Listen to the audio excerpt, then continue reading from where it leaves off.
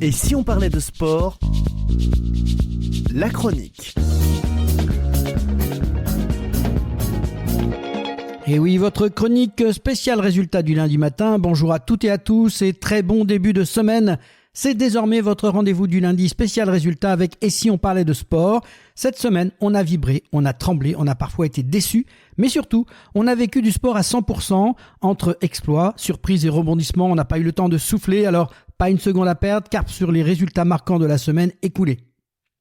En tennis, c'était l'US Open à New York et c'était l'événement raquette de la rentrée avec la hiérarchie qui a parlé. Chez les dames, Aryna Sabalenka tient enfin son grand titre de 2025.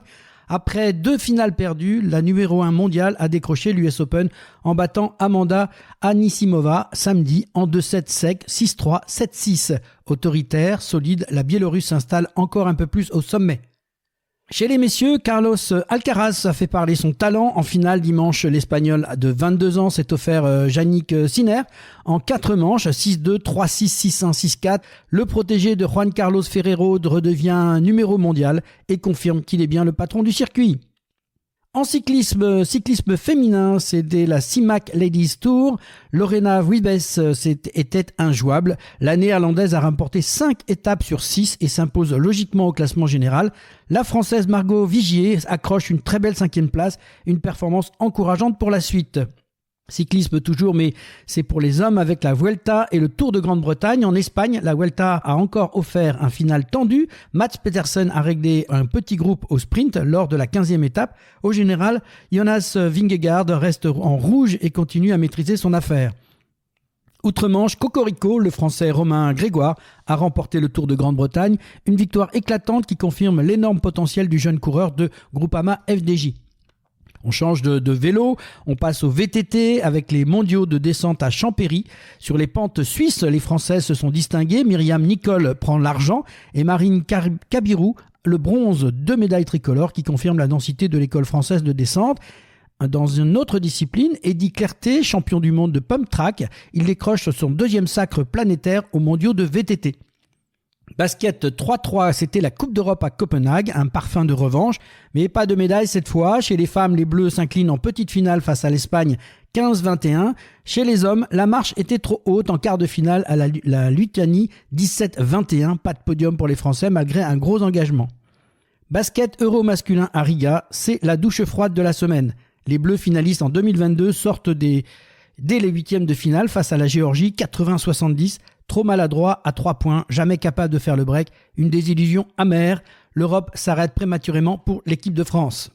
Volley mondial féminin en Thaïlande, les Bleus s'arrêtent aux portes du dernier carré, battus par le Brésil dans un match fou, 27-25, 33-31, 25-19, défaite mais avec les honneurs face à une équipe brésilienne impressionnante. Football, c'était le premier match de qualification pour la Coupe du Monde 2026. Bonne entame pour l'équipe de France, les Bleus ont battu l'Ukraine 2-0 vendredi en Pologne, grâce notamment à un collectif solide et un réalisme retrouvé. De quoi lancer idéalement cette campagne qualificative.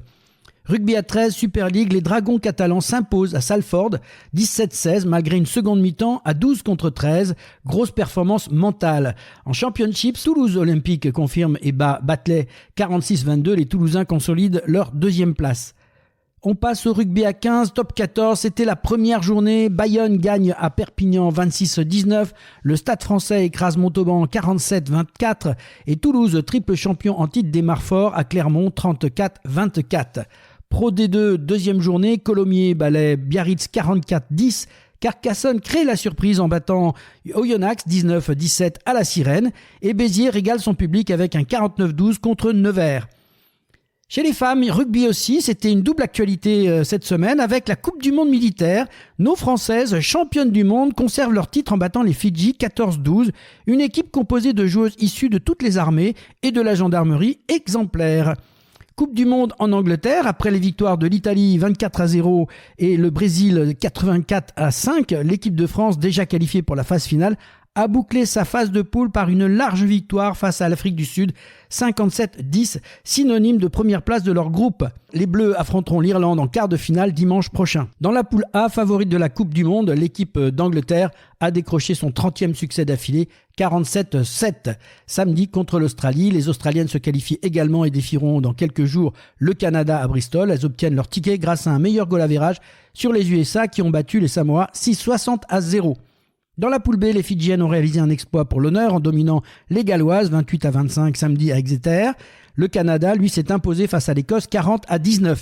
Et dans la poule C, opposée à une vaillante et dangereuse équipe d'Irlande, la Nouvelle-Zélande a offert un spectacle sensationnel à Brighton dimanche 40-0. Le Japon, lui, s'est imposé face à l'Espagne 29-21. Et dans la poule D, l'Italie bat le Brésil 64-3 et vous l'avez vu, la France a battu l'Afrique du Sud 57-10. Canoë-kayak, Coupe du Monde à Augsbourg, triplé français. Titouan Castric, 21 ans, décroche la victoire au classement général en kayak. Nicolas Gestin s'impose en canoë-slalom devant un autre français, Johan Sénéchaud. Et un carton plein pour la pagaie tricolore. Voile, The Ocean Race Europe. Ambroglio Beccaria et son équipage 100% français remportent la 4e étape entre Nice et Gênes. Mais attention, au général, c'est toujours Paul Meillat et son bateau Biotherme qui dominent après 3 manches gagnées. La course reste ouverte. On passe à la MotoGP, c'était le Grand Prix de Catalogne. Un duel de frères, Alex Marquez sur Ducati s'impose devant son frère Marc à Barcelone. Derrière, le français Fabio Quartararo prend la 5e place sur Yamaha. Et Johan Zarco, lui, a chuté avec sa Honda. Auto Endurance, c'était les 6 heures d'Austin aux États-Unis. Première victoire de la saison pour Porsche, tandis que Peugeot signe son meilleur résultat en hypercars avec 2 voitures dans le top 4. Et on passe en Formule 1, le Grand Prix d'Italie à Monza, le temple de l'automobile. Max Verstappen retrouve enfin la victoire. Le Néerlandais se l'emporte devant les 2 McLaren, Norris et Piastri. De quoi relancer la machine Red Bull. Voilà pour ce grand tour d'horizon des principaux résultats sportifs de la semaine, du rugby au tennis en passant par le cyclisme, le volley, le basket ou encore la Formule 1. L'actualité nous a encore offert un cocktail explosif de performance et d'émotion. Maintenant, cap sur les grands rendez-vous de la semaine, du lundi 8 au dimanche 14 septembre dans l'agenda sportif.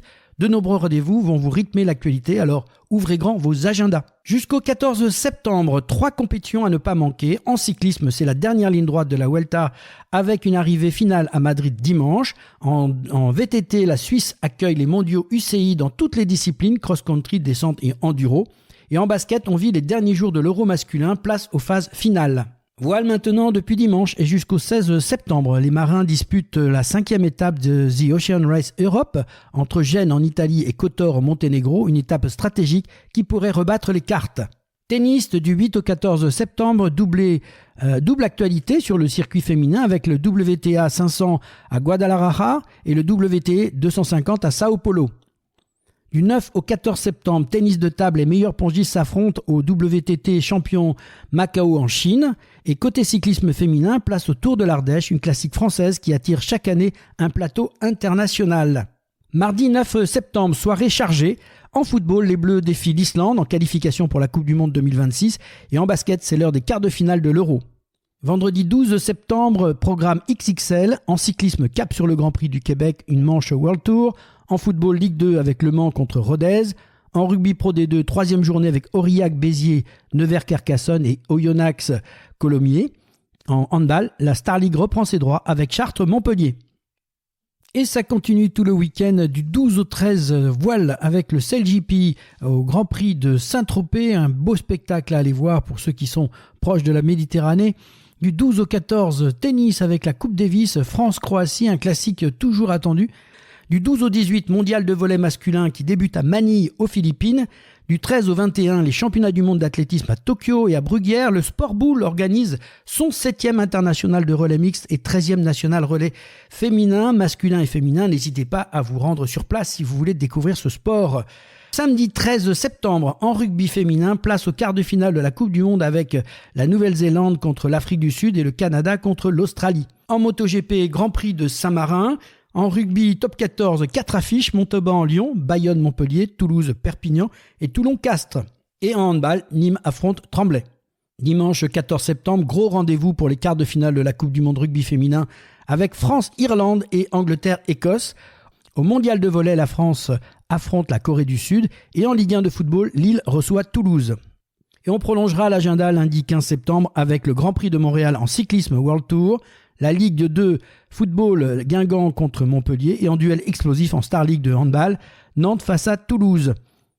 Voici pour les grands rendez-vous de la semaine à venir et vous le savez, l'actualité sportive ne s'arrête jamais, on la vit ensemble et dans Et si on parlait de sport, n'oubliez pas mercredi à 10h, rendez-vous pour votre grand format hebdomadaire avec analyse, débat, interview et les coulisses du sport et dans Et si on parlait sport, émission 118.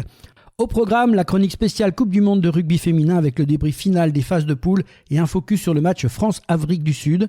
En première mi-temps, on s'intéressera à un défi hors norme où le sport rencontre l'engagement citoyen et climatique avec nos invités Annalie Moreno et Pierre-Frédéric Le Carrère. On prendra la route de Toulouse à Lisbonne à vélo avant de traverser l'Atlantique à la voile pour rejoindre Belém au Brésil. En deuxième mi-temps, nous partons à la rencontre de l'association Un maillot pour la vie au profit des enfants hospitalisés avec Nicolas Koumel-Salver. Un rendez-vous placé sous le signe de la passion et de la transmission, c'est ce mercredi à 18h et si on parlait de sport. En attendant, profitez du sport et continuez d'en parler avec passion. Merci à Adrien Picou pour sa participation à la réalisation de ce rendez-vous spécial résultat. À mercredi 18h sur vos plateformes de podcast et réseaux habituels. Bonne semaine et à lundi prochain pour de nouvelles informations et allez les Bleus!